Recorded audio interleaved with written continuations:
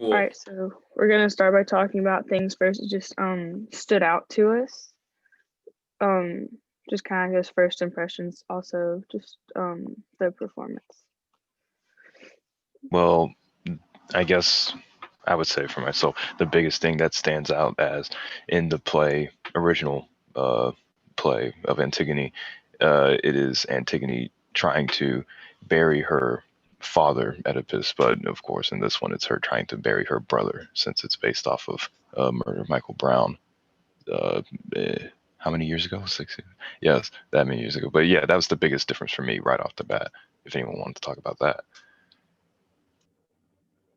I thought it was cool that they were connecting, this older play to more like current issues and how like that connects to our lives, and through the use of like how they changed the chorus to songs was really helpful.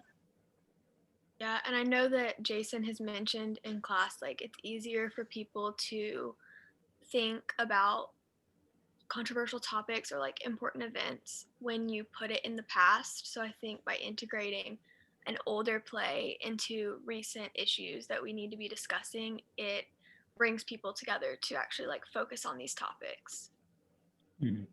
Yeah, like it's almost like taking a story or like an older play and like making it more applicable to modern situations. I guess it makes it a bit easier to talk about.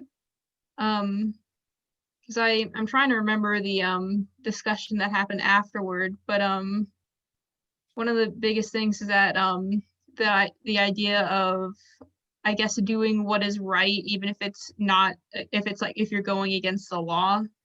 That was a big talking point towards the end, and you could see that with Antigone choosing to go against the law and bury her brother just because she felt that was right. And so that's something that really resonated. I think it's really easy to connect this play to the Passover, obviously, because it has some similar themes, but also because the very beginning, like a little introduction of it that kind of said this is why we're doing it, helped me the entire play to just constantly connect this older play to those modern times. Like every little thing reminded me of things that were happening now, and I think that was the same thing that they wanted us to do when we were watching the Passover. So I just connected those when I was watching them, like when you read the script and it was like you could set this play in these two different time periods, and that's how that helps us connect even more. So, and unlike the Passover, it was really cool to have that conversation after the play, because they brought in mothers who were whose sons were victims of police brutality, and so that was really powerful to hear their stories and to hear their perspectives on the issue, because which almost made it more, I wouldn't say more powerful, but it definitely enhanced the performance in the sense that over Zoom is what I'm trying to say, is because on Zoom, you could bring people from around the country together to discuss this. Whereas, in a live performance, you can still have the same message of the harmful effects of police brutality and what they were discussing, but it's a lot cheaper to bring people together that way than having to fly everyone in. And, a lot of people just don't have the opportunity to travel or pay for big expensive tickets. And luckily, Antigone and Ferguson was a free performance. So it had the potential to reach, and I believe it did reach a broader, more diverse audience. Something that stood out to me was the discussion after the show. One of the young men, he was a student on the panel, he was talking about how he related to Creon more than anyone. And I thought that was very insightful, because we all want to compare ourselves to the honorable character, Antigone, but he was brave enough to say and bring up his story and how he now takes responsibility and feels guilty. And I think it's just like the whole time when you're watching Antigone, when it was fit to Ferguson, you're just waiting, hoping that this cruel character, I don't know a lot about Greek mythology, unfortunately, but I don't know the story. So watching it for the first time was the first time I've heard of this story. And him actually realizing his son's death and his wife's death was on his hands was very cool. So he's evil the whole like time until he like actually takes responsibility for what he's done. Yeah, it was also my first time with the Antigone play, and the thing that really stood out to me was the emotions that everyone was showing. And I thought the acting was really good, and I noticed they didn't have like costumes or props, and I read somewhere that they didn't in the original either, so like it really made me focus on their acting. And I know we talked in class a little about like crying on stage, and I thought they did a really good job of sort of like building those tears, so I thought that was really interesting. Yeah, I thought it was very interesting how they set up the play on Zoom. How like whenever they performed a song, after they were done, all of them would just go away somehow. I don't know how they did that on Zoom, but I thought that was really cool.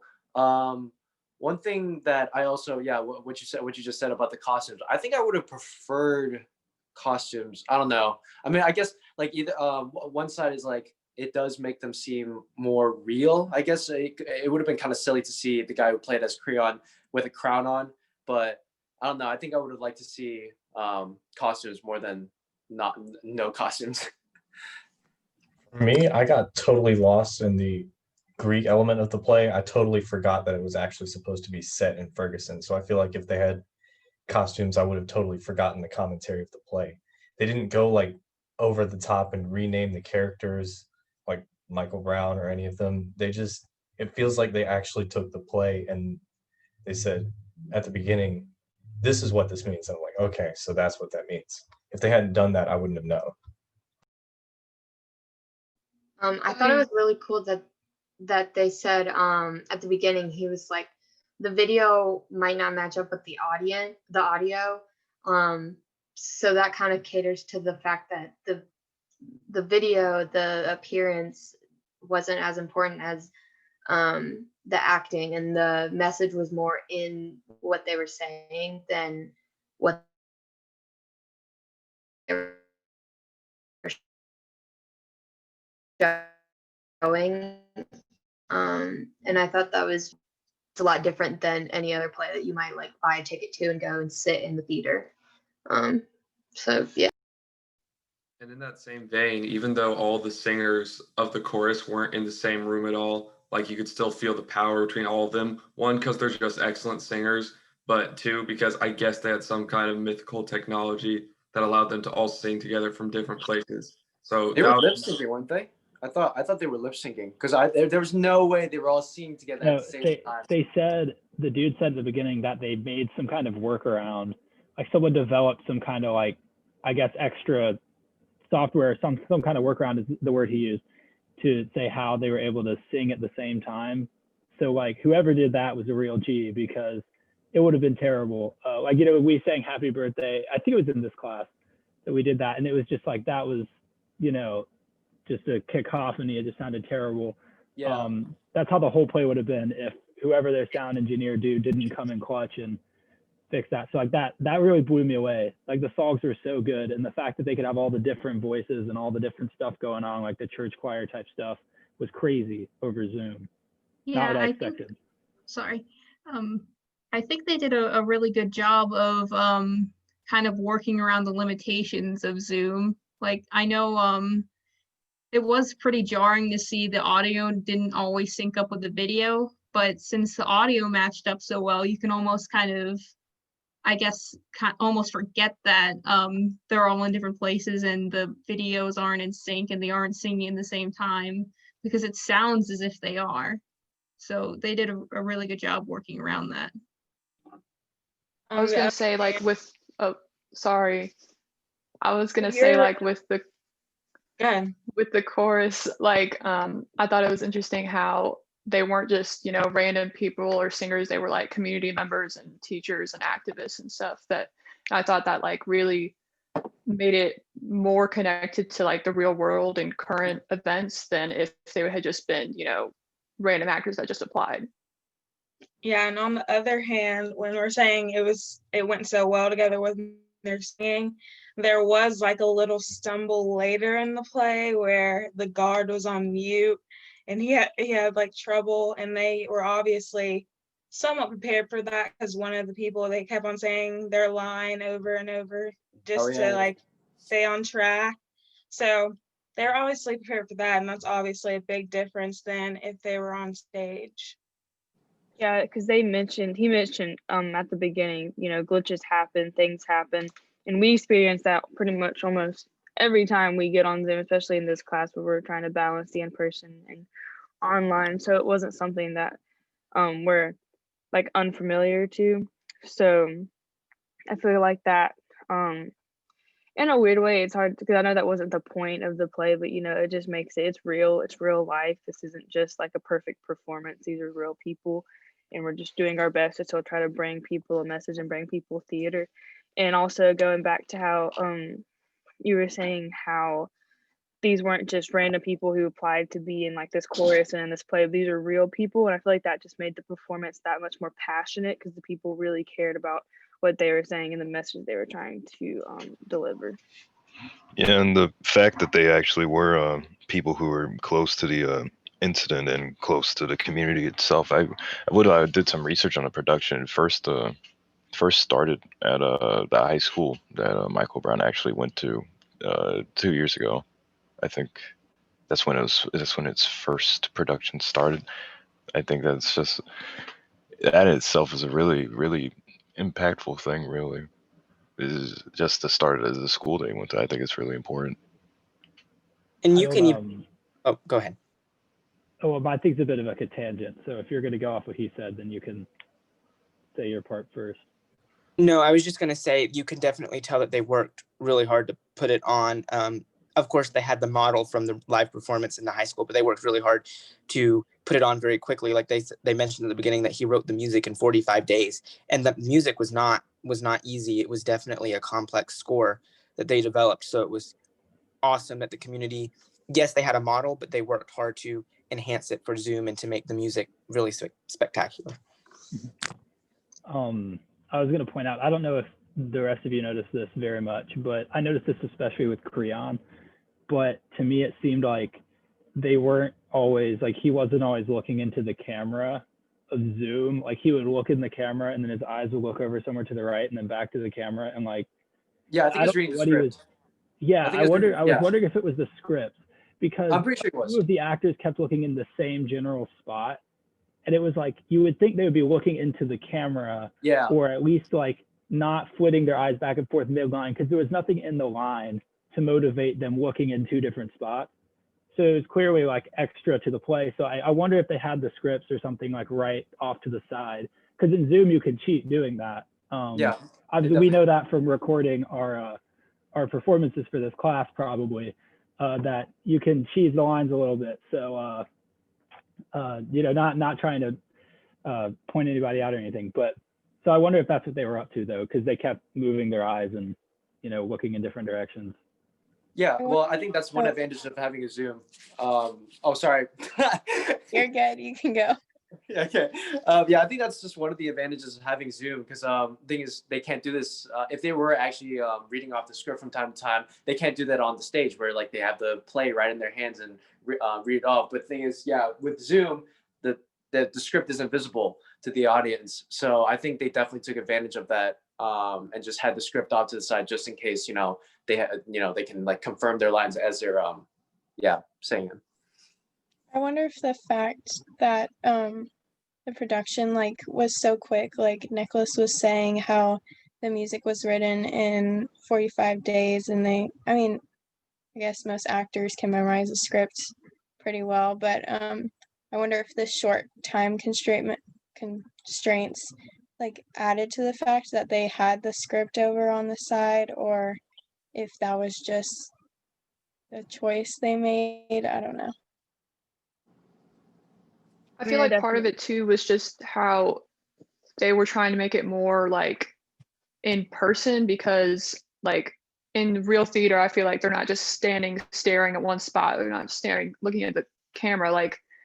Like you show emotion by body movement, head movement. So I feel like, especially with Creon, like when he was getting upset about his wife and his son, like I feel like that was more emotional movement than just reading the script. I definitely think the emotions in general, like just in this play, there were, like we already talked about, that build up to eventually there were real tears shed, and I feel like they're definitely intentional though, because this is still it's a serious topic that people are passionate about, and that just makes this play just that much more like meaningful and relatable, because even though while they said these people are still great actors, some of them aren't, like they're all professional like Broadway actors, they're still just people who just really care about this issue. So it made it just, I feel like, that much more real. So well, I will say the one guy who is Creon is like, I'm 99% sure that he's like an actual actor guy. Yeah, I he think played Lucius Malfoy. Yeah, he was Lucius Malfoy in Harry Potter. So, and he was a few other people in other movies. So like he was a legit like dude. But I think the majority of the cast, and especially like the singers, I think all the singers were part of the community or whatever.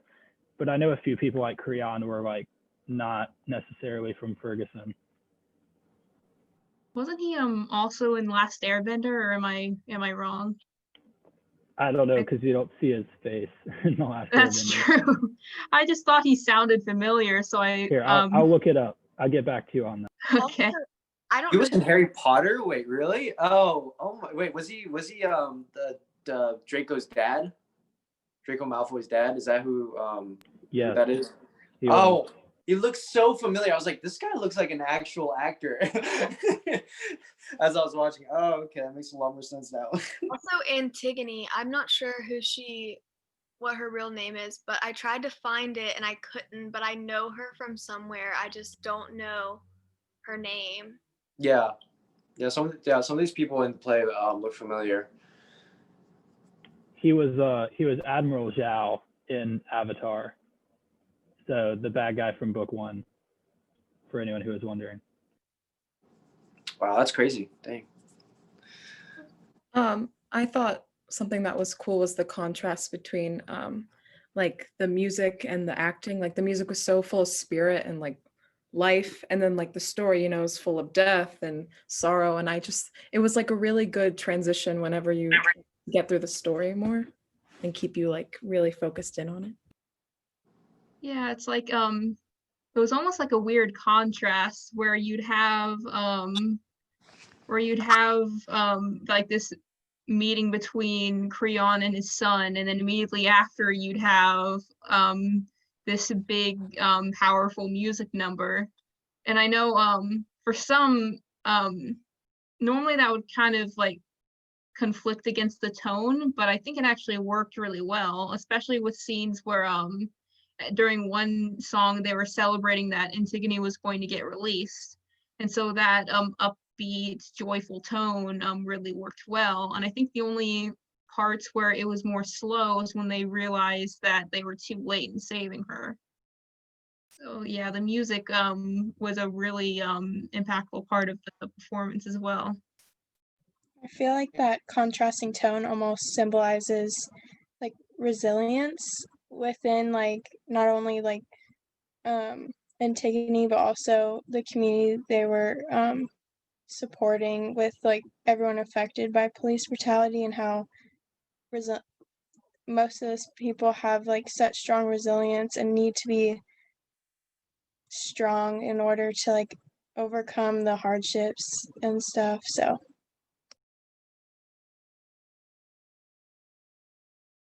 well, we're at 1 minute left on that timer. So anybody else have? I think we did a great job. We don't have to go to 20, right? So I'm good if we're good. If everyone's I'm good too. And I guess the video's in your hands now, so just don't lose it. Excellent. Turn it in. I'm gonna stop recording and then I will post it on YouTube, and I can I'll send that link also into the group me. Great. Thank you. Thank you. All right. Thank you, Anna.